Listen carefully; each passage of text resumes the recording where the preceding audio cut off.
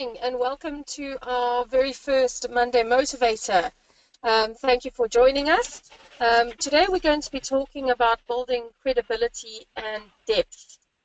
So what do we mean by that? Well, I'd like to take you back in time a little bit, and some of you may recall what this was like. The year was 2002, and I started my first job as a recruiter.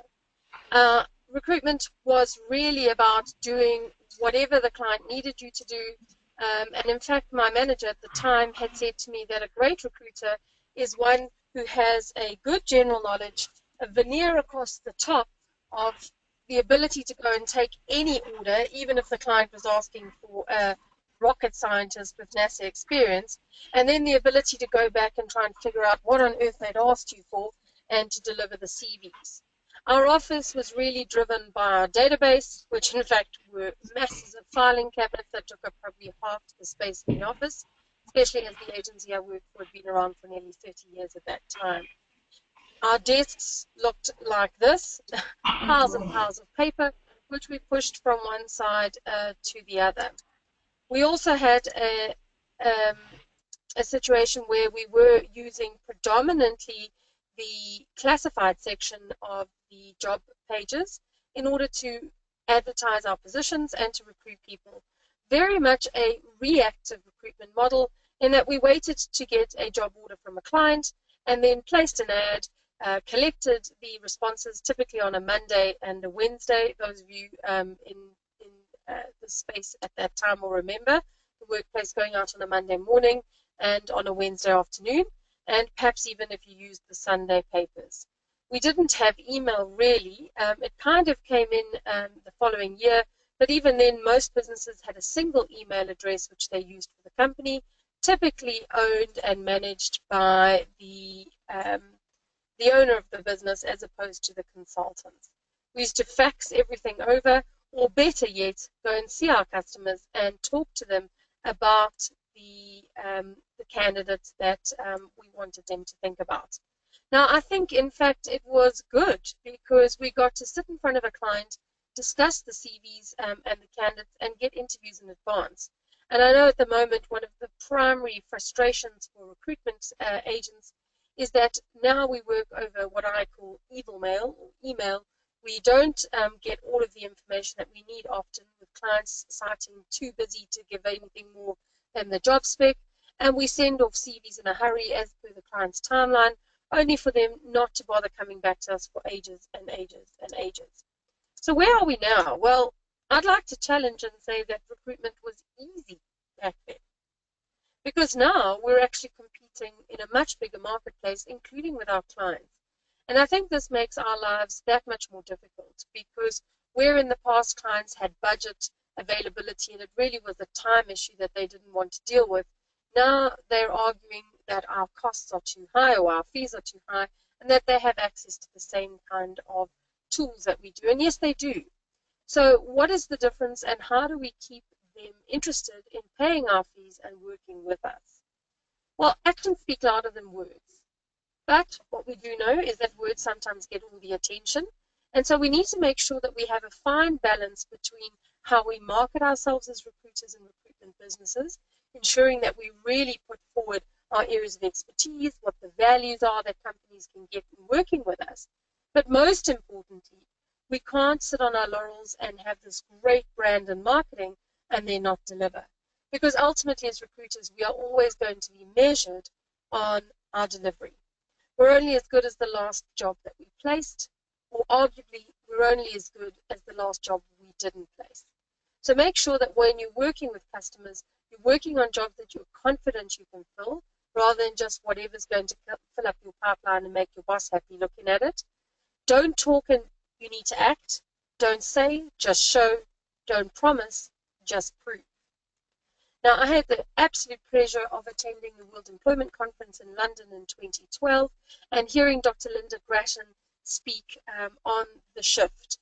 Now, this book, which is available if you want to have a look at it on takealot.com or Amazon, is really around the shifts that we're starting to see in the world of work. And the argument that is far back already as 2008 and 2009, that the future of work had already arrived. And those of us who are working with customers, whether they're large businesses or small businesses, will already have started to see the shifts that are happening in the way in which work is working, the way in which people are expected to operate in the market, how jobs are starting to amalgamate, where, a lot of jobs that were non-traditionally marketing are suddenly having to incorporate marketing. Recruitment, for example, recruitment is not just about recruitment. Recruitment is now about marketing. It's about marketing the company. It's about marketing the opportunity. It's about selling why someone would want to come and work there. Now, a couple of the key things that Linda points out in her book are the shifts that are happening in the way in which we as individuals who are working, and particularly those of us who are providing a service, need to change the way we operate. And the one that affects us most is the belief that the shift has moved from a shallow generalist to a serial master. Now, you'll recall that I mentioned when I started in this business, the key piece of advice that I got from my boss was that I should have a veneer of knowledge across the top and the ability to go back and try and figure out how to do it. Now, that doesn't work anymore. Your clients, HR practitioners, and even line managers are shallow generalists. They also have dear old Google and Dr. Google to go back to. What we need to do is shift gears and start focusing on how we can become a serial master, choosing our lane and thinking about how we can go narrower but really deep in order to provide the X factor that our customers are needing and what they're willing to keep working with us, and most importantly, keep paying our fees. So how do we shift from being an amateur to being an expert? Now, typically, if we look at it on Access, it's about improving our skill set, and it's about time. Because as we know, the more we do something, the more we are experienced, the more experience we gather, the better we should ultimately become. But what we find is that the majority of the recruitment industry are sitting on this little place called the OK plateau. We're doing all right, we're meeting our targets most months, we're making money, and so we kind of keep going at it as we always have been. What we need to do is make that dramatic shift and start exponentially increasing our skill set in order for us to become an expert. So time of its own does not make us an expert. It's about the rapid increase in our knowledge and our skill set that's going to be able to position us as an expert, one which our customers absolutely need. So how do we look at the difference between being an amateur and success and being an expert in success? So success really lies in the crossover between what you focus on in terms of activities or skill sets and what gets results. And that fine little overlap is really where the success lies. Now, for most amateurs, and particularly in a business like recruitment, where most of us have fallen into it from somewhere else, we kind of learn on the job and we figure out, well, okay, maybe I wasn't so good at marketing, or sales rather, I go and do some cold calling. The more cold calling I do, the more I start to realize what type of approach to customers is getting results. So I do more and more of that, and I start to see some success. However, what an expert does is they start to really overlap what they focus on and what gets results, and broadening that space in order to make sure that they broaden their success levels. Now, when we talk about technical breadth and technical depth when it comes to knowledge, it is a pyramid. In the same way that you've seen those pictures of icebergs where the tip of the iceberg is what everybody panics about, and yet the real trouble's underneath. What we're looking at here is your technical breadth is really the width of what you understand the knowledge you need to be. The technical depth is your current level of knowledge. So the stuff you know at the top of the pyramid has to be leveraged. So what you know, you need to make sure you use. Can you use that to your advantage in making sure that your customer understands who you are and what you're about? Do they understand why you're good at what you do and why what you do is good and good for them? Then you have to focus on the next level, which is the stuff you know you don't know. So let's use an example. Perhaps as a recruiter, you know that there is such a thing as Boolean search strings, and yet you don't really know how to do Boolean search.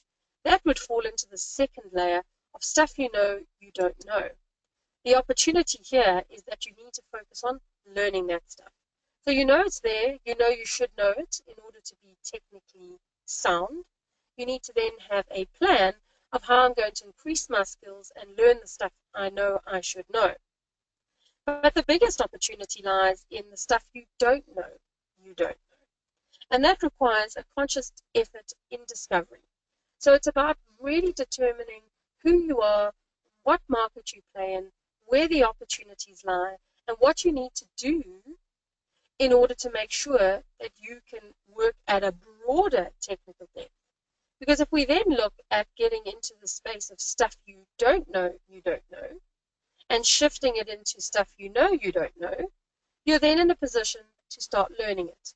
And that means you can start to broaden your technical breadth as well as your technical depth.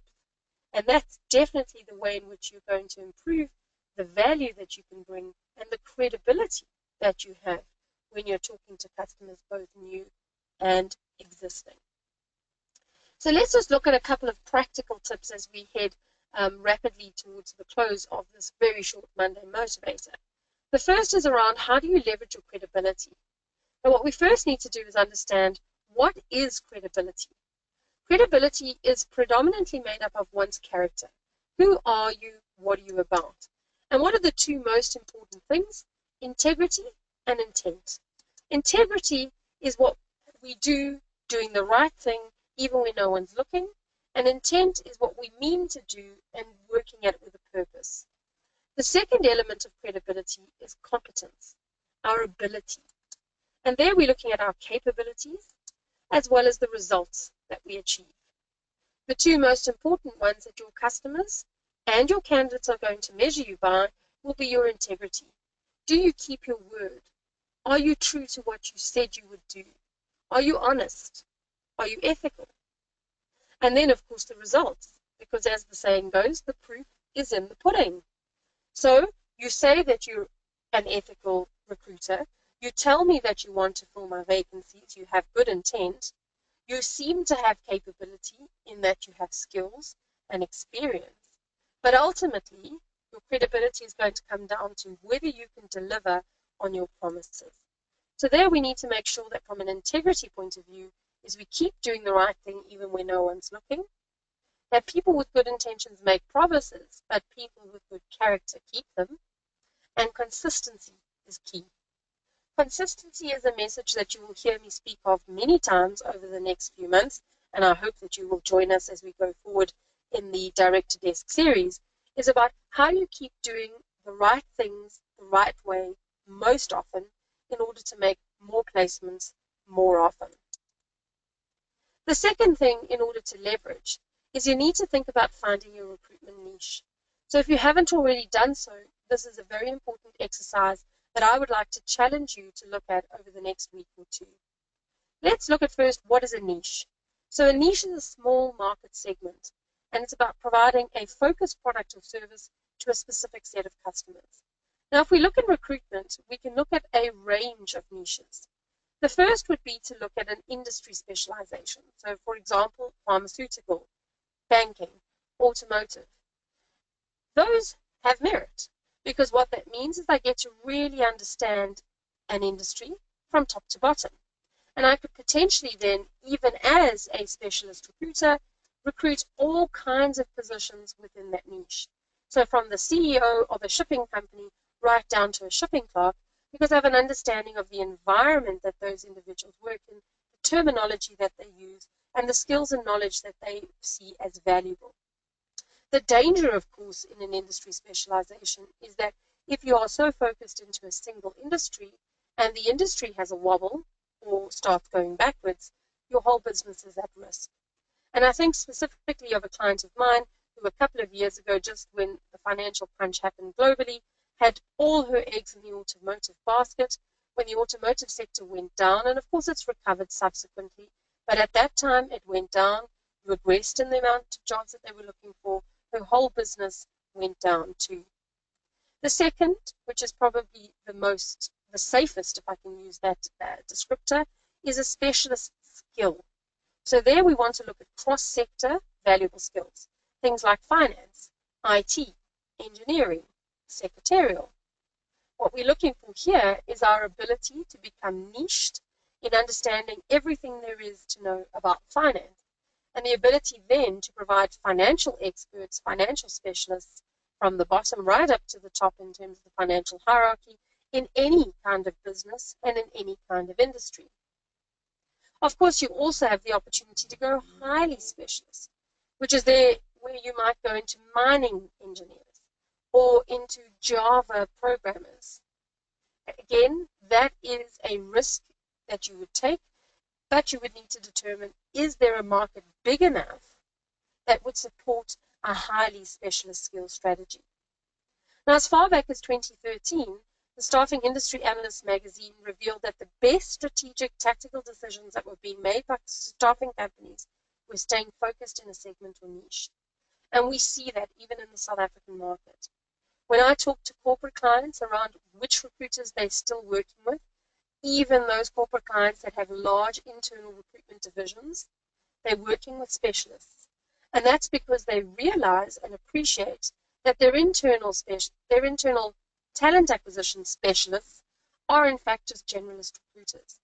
And so they still require the specialist knowledge, skills, and expertise that the specialist recruiter, who's charging typically upwards of 20% fees, is willing to and able to provide.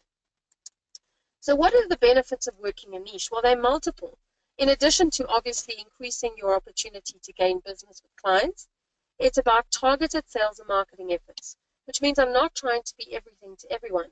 I can be quite focused in who I contact, the messaging that I use, not only in my direct marketing interactions, but also in terms of how I position myself on social media, in my LinkedIn profile, who I'm trying to talk to. It also means I have a focused candidate sourcing strategy. I'm not trying to deal with loads and loads of candidates.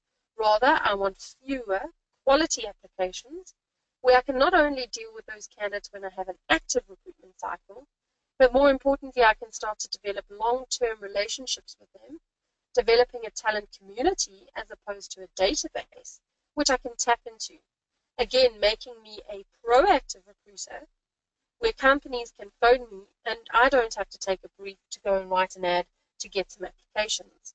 I take a brief, and in that meeting with the client, I'm able to already start thinking of 2 or 3 candidates within my network who I know not only have the skill set and the need that the client has now, but who also have career ambitions that seem to align with what the customer is trying to achieve going forward. It gives you, as a recruiter, the opportunity to develop your specialist knowledge and able to invest the time that you need in creating those talent communities and spending time becoming an expert. And, of course, the bonus, you have the opportunity to increase your fees in line with your expertise. So what do you need to do as an experienced recruiter in trying to determine what your niche should be? Well, first, go and have a look at your last 12 months. Go back and honestly have a look at what are the job orders that you worked in 2016. Where were they sitting? Have you already got a bias towards a particular sector or a particular skill? I think more importantly, look at those that you never placed. I, for one, was terrible at IT, and so I stopped taking IT specs. Because the problem is, every time I take it, I create an expectation in the mind of the client that I'm going to deliver. And every time that I don't deliver, I'm creating a dent in my credibility. They're not going to remember all the great work I did with finance roles and general management and marketing. They're just going to remember that the last 3 IT roles, I said I was going to deliver and I didn't. Where have you succeeded? That really is your key niche. Can you leverage that niche and grow it? Where have you struggled? Now, of course, if you work within a business with multiple recruiters, we're not saying just ditch those specs. If you're not great at IT, I'm sure there will be another recruiter within your department who is. Give those specs to them and let them work their niche. Perhaps they've got some finance specs, for example, which is where you've had success and they haven't. What's made the most money? And again, this is an important consideration because whilst you might have had great success in placing junior call center agents or commission-only salespeople, you need to be very careful about balancing and weighing up how much time and effort it took to recruit those roles versus what the fee base is that you're earning. What's been in high demand And again, we need to balance that. Just because it's in high demand doesn't mean that you can fill them. You need to make sure that you have a strategy around supply. So if there's a high demand and you can work out where to get the supply, that's an excellent space to leverage. And then, of course, if you can, try and do something that you enjoy recruiting. Now let's shift to the learn space. What do you need to do as a recruiter? Well, if you don't already, you need to constantly be working on your general knowledge. The broader your general knowledge, the more you're able to establish rapport in a quicker space of time with a broad and diverse range of people. Secondly, you have to know what's happening in South Africa, not just in the labor market. You need to be aware of what's happening in the economy, what's happening on the political landscape. And whilst I certainly am not recommending that we get involved in political posts or even having political conversations with customers, what you need to understand is what are the key drivers that are affecting your customer's business?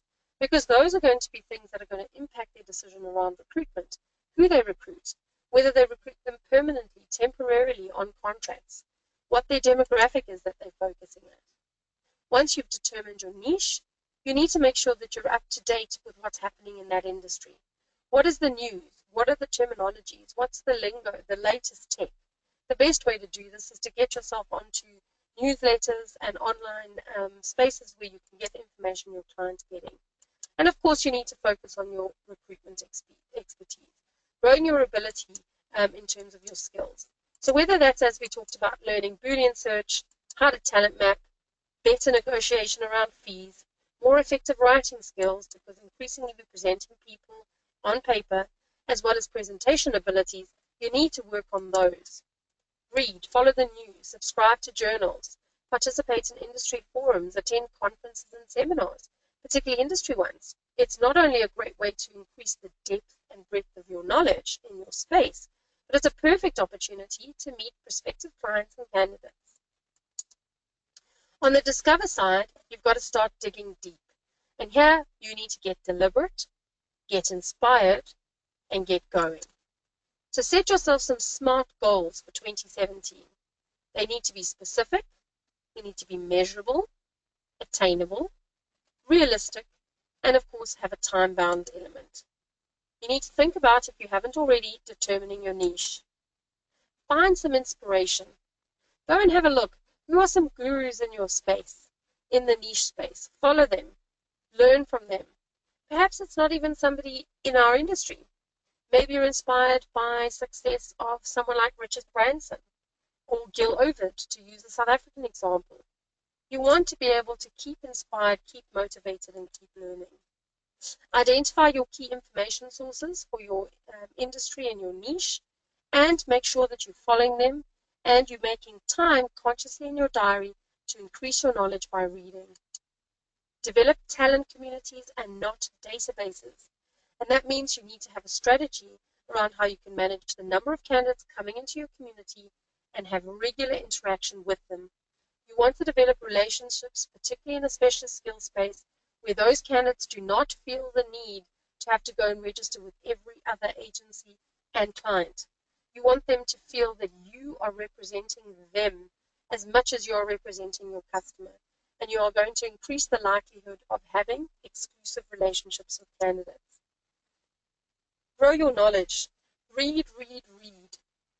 It's really important to make sure that you are able to have educated conversations on a range of different topics. It will increase your credibility, it will build your character, and help you to develop relationships faster. And of course, expand your skills. Now, once again, preaching to the converted, those of you who've chosen to sign up, and thank you for doing that, is to try and grow your skills. Do something every week where you can. Something small. Learn something, put it into practice, and assess. And that's how you're going to grow your skills base.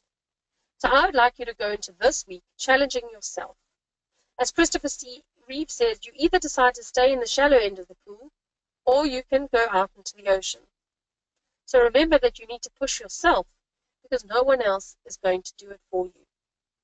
Find your niche, grow your credibility, determine your success, and you will succeed. Thank you for joining us today. We have Monday Motivators every week.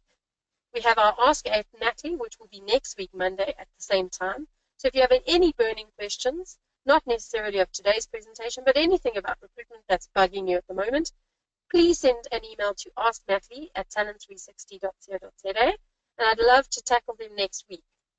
We also have our Focus Friday, which is a training session, and this week we will be having it on Friday between 1 and 2, also a free session.